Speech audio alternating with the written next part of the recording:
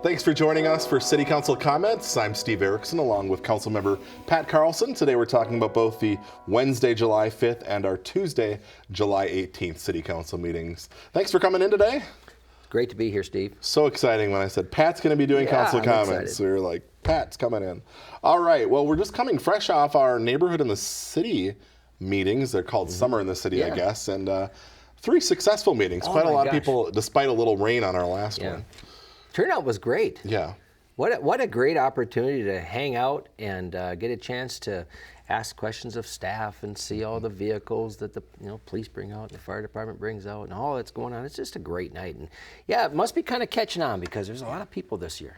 Yeah, and the free ice cream helps too. I think free ice cream's always that does good. draw people. We have the drawings or the drawings for the gift cards. So that's cool. So if you didn't make one this year, make sure you check it out. Well, I'm sure we'll be doing it again next year.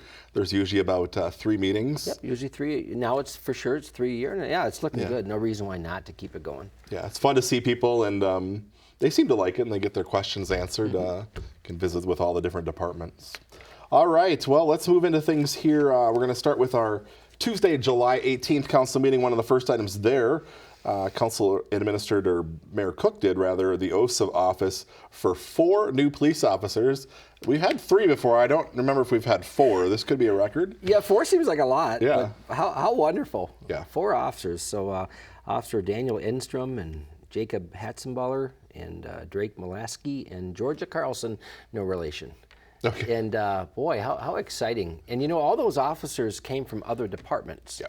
And they're all fine departments, but how wonderful that those officers chose to come to Coon Rapids. So we get seasoned officers, in our department. Of course they have to learn the Coon Rapids way. Yeah. But how nice to have seasoned officers coming from other agencies. Yeah, I mean that's a good point because a lot of the swearing-ins that we do are usually new officers, right? Yeah. It's not a lot of we're seeing more lateral transfers these days. It seems like there's more, Yeah, so obviously the need is out there for officers, and I imagine we still have a couple officer positions left to fill, but it's always nice to see some new faces, and we wish them the best as they begin their service here in Coon Rapids. Absolutely. It's exciting to see them start their career here. Yeah, and you might have already seen them on the streets because there is a pretty in-depth process, right, for field training? Oh yeah, the field training process, it is, it's very stressful, and it's very demanding, and I'll tell you, we produce some wonderful officers with our program. Yeah, all right. Moving forward, Council adopted a resolution establishing the city manager's salary. You guys actually meet in a closed meeting when you do this. It's usually about once a year, correct? Yep, once a year. We have a closed meeting anytime it's like an employee issue, that type of a thing. And so we have a closed meeting, and our city manager talks to us about his needs or what he would like. And then we have a little session by ourselves as a council. We talk about things, and the manager comes back, and then we kind of, talk about performance and things like that. Mm-hmm. All right, but it's pretty standard. Usually it's cost of living increase. Yes. There was an adjustment this time around to the vehicle allowance, correct? Yes. This vehicle allowance hadn't changed since 2015, and it certainly costs a lot more to drive a car now. So. Yeah, so that was increased about $100. Yep, seemed very reasonable to increase that to $100, add $100 a month. Yep. So it's at $500 a month. $500 a month, yep. All right. So that is pretty routine. It's like you said, it's because it's a contract that it has to be sort of negotiated rather than just approved like normal non-union the council has increases. To approve it, and that's every year. Yeah, all right. Council adopted an ordinance. This is related to home occupations. You guys have been talking about this, I guess, in a couple different meetings this year, right? You had some work sessions. Yep. So with home occupations, I guess the main thing is that people no longer have to file for a permit, and they don't have to have a public hearing anymore. And it was also moved from one section of code to another. It was moved from zoning over to another section. And what we did with this was really just kind of keep up with the trends of more people working at home, and also puts us more in line with what other communities are doing. So it was just nice to be more consistent with other communities. All right, so nothing really changed as far as what home occupations. No, there's still I have all the rules right here. And there's plenty of them. So Yeah. it still has to fit within the rules. Right. But it just made it a little bit easier, not having to have the permit process and not having to have the public hearing. Yeah, because folks had to go through that with the Planning Commission previously. So this change will make sure they don't have to do that now, like you said, in line with other cities. It sounds like we haven't really had many issues with home occupations, but there is one, they say the car repair one, that can be an issue, but that's not a home occupation, right? No, that's not, exactly. It's not because of the possible hazardous materials, things like that. So if you see anyone, it looks like they have a home occupation of car repair, that is. Somewhere in here it says you're not supposed to do that. So yes, that's not a home occupation. Yeah. All right. Council also adopted an ordinance. This relates to temporary signs and wall signs. Is this primarily for businesses? Yeah. Increased the size of the signs from a maximum of 200 square feet to 300 square feet for commercial and industrial areas. And also there was just a lot of different increases made with other types of signs as well. Okay. It also, we cleaned up the language a little bit. There was some inconsistencies, I think, in the language, and they kind of fixed that up a little bit. All right. This will be great. A little bit bigger signs now as we get older, because I'm having a hard time reading this small print. So I got it right here, Steve. so maybe the signs will just get just a touch larger to help us. All right. Moving forward, Council approved a joint powers agreement. This is with Anoka County, along with a budget amendment. This is relating to the traffic signal at Xavier Street and Coon Rapids Boulevard. Yes. Related to the traffic signal and also the sidewalk trail connections. Yep. And this also included some work, this project with Direct River Drive, with the pedestrian curb ramps. Okay. And their sidewalk, their trail connections. As it all fell, the city's responsibility for this was $363,227. And our municipal state aid is going to cover $293,668, and puts us short a little bit. And so we had to also vote for a budget amendment to come up with that extra $69,559 to cover it. Okay. So basically we're splitting the cost, it sounds like about 50-50 with the county. Yeah, it looks because you like pay by leg of the intersection. Yes, so exactly. We're two paying of a ours little more, but it's are on Xavier, and then Yeah. Coon Rapids Boulevard is a county road, so those two are on a county road. Yeah, it sounds like it's a lot closer to 50-50 than it used to be. Yeah, that's So what that's I got good. out of that. And and then we just have to amend that budget so we can cover that shortfall. All right, so not sure when this is happening yet. I think still yet this year, maybe by fall, but eventually there will be a new traffic signal system at Xavier Street and Coon Rapids Boulevard, along with those pedestrian curb ramps for ADA compliance there, as well as at Direct River Drive. All right, that is basically all we had on our July 18th council meeting. Going back to our first meeting of the month, which was a day late on Wednesday, July 5th, due to the 4th of July holiday. Item we want to talk about there, council approved an agreement with Anoka Ramsey Community College for a security contract. Now, this is nothing new, correct? No, this is done every year. And so this contract is effective July of 2023 through August of 2024. And it just, our reserve officers are paid to provide some extra security assistance at Anoka Ramsey. And the contract says that the maximum has to be, maximum is $37,000 for that year. Yeah. And it's an annual thing. It's been going on for many, many years.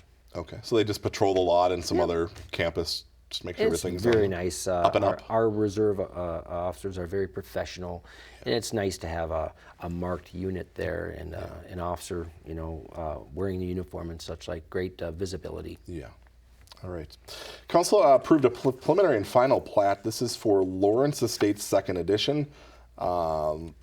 Looks like we're going to get a couple new homes in the city out of this project. Yeah. So it's the Lawrence property, the Rocket Turf and Sod on Main Street and Coon Creek Drive, and so at the very north end of the property, it just did a little subdivision there, and there'll be 4 residential lots on Verdon Street, which is at the northeast corner, kind of butts up to the property in that northeast corner. Okay. And so there'll be 4 residential lots on Verdon Street. Okay, so it'll blend in with a neighborhood that is already there, Be correct? right in there, yep. Okay, so they're able to move forward with a preliminary and final plat. I'm not sure if there's another action that will come back with not this or sure. not. We'll find out. We'll find out, yes. But they'll eventually need to get approval, and then they can move forward with building those homes. All right, council approved a contract. This is for the Coon Creek Regional Trail Pedestrian Bridge. We're talking about in Port Riverwalk, correct? This is something I know we've seen a picture of, but we didn't have money to build it, and it sounds Yes. like we got some funding now. Yes. Roughly coming over from around, Lilliput kind of over there and coming across over by the Centra Homes on the other side of the road. And it looks like hopefully when the bids come in, it looks like it'll be covered in part with state funding and in part with federal funding through the Met Council. Yeah. And so this was just to go with the designer. Yep. And they were real close. Kimley Horn, the bids were very close. A little bit over $349,000 with a couple $100. Yep. Kimley Horn had the design that we all thought was, pretty good to go with. So Yeah. So they'll move further into the design stage with this action, and yeah, because we can kind of get off and running a little bit. then faster. but then they'll eventually have to go out for bids. It's going to take for a the while. actual construction, Yeah, right? that's going to take a little while. Okay, so we don't know yet if this possibly could be done next year or pushed into 2025. Yeah, exactly. It could be next year. It could be later. But yeah, it'll take a little while to actually get to that construction phase. But Okay. We all know, Coon Rapids Boulevard, busy in that area with cars Yep. coming up off East River Road and Coon Rapids Boulevard, so it was nice to have funding for it. yeah, exactly. Seems like we're looking for funding a lot of times. That's all we had to talk about in the council, but the next item I wanted to talk about relates to funding as well. Yeah. This relates to some awards that were given out by the state, but we now actually have funding for a third lane on Highway 10, correct? Yes. From Hanson around Lake Boulevard, it'll be really nice to have that third lane, especially once things get done in Anoka and Ramsey and such like. Really nice. Boy, those Fridays are tough. Yeah. Going west out of Coon Rapids. Really tough these days. Yeah, so it'll be, it sure is. It'll be very nice. It'll be very nice to have that third lane, and it was nice to have that funding come through. Yeah, so that was given funding. Unfortunately, we did not secure funding for the 610 East River Road interchange that we've been talking about now for a couple years. But we're going to keep trying, from what I understand, at the state and federal level. That was kind of a mistake that was made in 1988 that we just think that the state ought to correct. Yeah. But there was a project built down in the South Metro within the last, maybe it was 10 years ago when they redid 494, I think, and 169. One of those they did not put on one of the legs of the turning. Like you couldn't go from one direction to the other. You had to kind of go through other, and it was all to save money. So, like we said, there's only a certain amount of money to go around, and you got to kind of drink what works. We've been using that since 1988. So. Yeah. It'll just have to be the same for a while. We could maybe go a few more years if we have to. But again, they will still try to secure funding to move that along. One other note, while we're talking about this, Highway 65, with these, I think it's regional solicitation grant, or I forget exactly what it's called, but the money that they got from the state, the 65 project did secure, I believe, about $30 million now. They needed a big chunk of money for improvements to Highway 65 from about Highway 10 up to about 117th Avenue. Yeah, I think it's like 97th there and 17th, and boy, is that just a dangerous place, and it'll be so nice to have that safer. Yeah, so they'll have overpasses over 65, which is I think what you need, rather than those traffic lights that you have to sit at. Probably similar to what's happening in Anoka. Yeah. Right. And Ramsey, just up 65, and boy, the traffic volume on 65 is pretty much the same as 35. Yeah. So I'm sure they're happy about that as well, and it will benefit all the commuters here in the North Metro. Before we go, we also want to talk about Night to Unite. That is quickly approaching here on Tuesday, August 1st. Something you've been to before, I imagine. Oh my gosh! As a police officer and also as a council member. I love Night to Unite. I had so much. I had fun as a police officer, but it's great now as a council member to go out to, and I'm even trying to go back to the same neighborhoods I went to as an officer, and it's just a ball. Yeah. Just a great time for people to get together and relax, have some good food, talk about things that are important, right? Our crime, safety, with a lot of people, it's the number one issue, Right. right? And so great to get together, show that that common concern, and meet your neighbors, right? The more people get to know their neighbors, the more likely they are to call when they see something going on. And we don't have to be totally up in each other's business, but just knowing your neighbor, being friendly with your neighbor just makes it so much better and safer in your neighborhood. And it's so nice that our officers can get out and visit the parties as well as our firefighters, and just a good time. It's fun to see what everybody does, because some parties are the same, but a lot are different. Some people have a pizza party, some people have a potluck, some people have games, and I don't know, just bigger things that some go all out, some just have a small little gathering. Depends on what that host wants to do. So you can do anything, We usually have about 100 or more than 100 registered block parties. So if you would like to get involved this year and your neighborhood is not doing something, you can register with the police department. There's more information on the city's website, coonrapidsmn.gov. They just want you to register by Monday, July 24th. So they can get the head count and kind of get the plans out for where everybody's going. They'll try to get the police and fire to each party that's registered. You'll also get a goodie bag with some stuff to give away at your party. So if you're thinking about one, talk to your neighbors soon and register that party. It's a great night. Yeah, pretty cool. All right, a couple concerts left at the Coon Rapids Dam. We got one. The Naked Cowboys this week.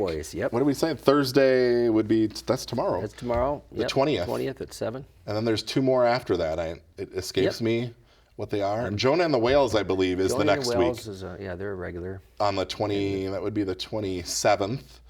And then there's one on the last concert. One, Steve, I'm blanking out. I don't know what it is. That's the 3rd. I have the thing right here. Oh, there we go. The Revolution 5, a Revolution Beatles tribute 5. band. So that's the last concert. That will be on Thursday, August 3rd. And, parking fees are waived by Anoka County Parks, and concessions are available by the North Star Lions and the Boy Scouts are out there too. Yeah. And boy, I'll tell you, and it looks like those are filling in pretty good too. Yeah. I mean, there's just a lot of people there. It's just such a nice gathering, a no-cost gathering. Yeah. Just a nice night. Yeah. As long as Thanks to our Arts Commission, and our Community Strength Foundation for helping at that. Yeah, we talk about that. That's one of our volunteer commissions, the Arts Commission. They kind of make up the lineup, decide which concerts, and that's one of the things they do during the year. Yep. All right. Well, we have just 12 minutes left. You want me to slow down? Wait, no, we're all good. Our 2 meetings this month were fairly short. But while I have you, seeing I feel like you're the king of communications and public relations online, especially when it comes to what's going on in the Riverdale area. Do you have any updates you can give us on the retail area up there? Well, first of all, sometimes I feel a little guilty, like I'm just focusing on Riverdale. But like with me, it's like anytime I can hear something going on, I want to back any new business, any event, anything that's going on. Yeah. And so, but it just seems like a lot's happening in Riverdale lately. So Yep.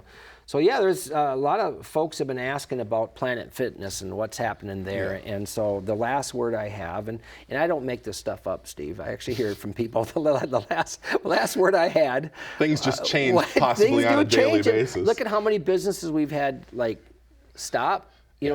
Stop and go away, or just get stunted a little bit when they start. Yeah. That stuff happens. So, exactly. For a variety of reasons. But so right now, the word I have is that Planet Fitness is looking at August. Possible they could push into July, but not probable. Yeah. And but we've got a few other things going up. We've got Sola Salon going up next to Dick's Sporting Goods. Yeah. A lot of folks been asking about that. Yeah. That's a big building you see when you're driving off Highway 10. When you're on 10, when you're in the Riverdale area, you really can't see it very well. Off of 10, it's a pretty big building that looks like it's going up. Yeah, it is. And so a lot of people see that right off of 10. Yep. And so that's going to be a Sola Salon. And then there's a place going in, all these places are under construction. Nothing's happening. Yeah. But they have started. Yep. One of the things I try to do is I try to get out there to just kind of see where they're at, their progress, and I try to look for a human to talk to, and so Freshly Leaf, they have their sign up, and they're going to be going in up between like Leon Chen's and the GNC. Kind of in that Walmart area, Hobby Lobby up there. Okay. And they have their sign up, but it looks like they've got a lot of work to do. Yeah. And that should be pretty exciting. It's bubble tea, which I love, and they've got some tea and coffee drinks. And Freshly Leaf opened their first business in Blaine in 2021. And so this is going to be an expansion from what they have over there. Okay. I've heard back from some folks who have been to the Freshly Leaf in Blaine, and they think it's just fantastic. All right. So that's going up there. And then Crisp and Green is going in next to FedEx. Okay. FedEx had kind of a big space, and they cut it down a little bit. And so that's going to be going in. Of course, after I say FedEx, I can't think the other businesses that are nearby. Potbelly's around there, I think, general area. Yeah. But that's moving forward, and Crisp and Green sounds like a great little place. Yep. And then we're going to have another business. It's called Chimak.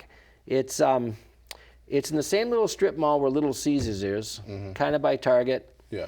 And Chimak, and actually it comes from two Korean words, chi and makju, which means chi means chicken and makju means beer. Oh, okay. Chimak, and so it's going to be fried chicken with some beer in there somehow, and it's going to be exciting. It'll be something a little different, and a lot of people want something a little different, and so it'll be very exciting when that opens up as well. All right, and then the one other little update we had was on Mod Pizza. People have been asking about that for a long time. They're a little bit in a slowed down construction phase. They just kind of like put the brakes on. Yeah. And so my understanding is that they're building in another location. Yeah. And when they finish with that location, then they'll start up again on the Coon Rapids location, and that should be like this fall. Okay. September, what have you. So stay tuned on that. Stay Because tuned that on got Mod. going way back, and then it just sort of. Yeah, they got the sign up and everything. Yeah, So it'd be real nice to see something there. All right. Anything else? Nothing else, Steve. All right. I keep saying we're going to hire you as our Riverdale or our retail beat reporter. And I do want to let people know, if you hear something happen, or if you see something, some space, and you're like, what the heck's going on there? Get a hold of me. Yeah. And I've different people I talk to and such like, and I'll check it out, because, like I said, I want to do everything I can to encourage these new businesses that come into Coon Rapids. Yeah. Well, I can tell you, investigative reporter here. Let them know. paddle be on it.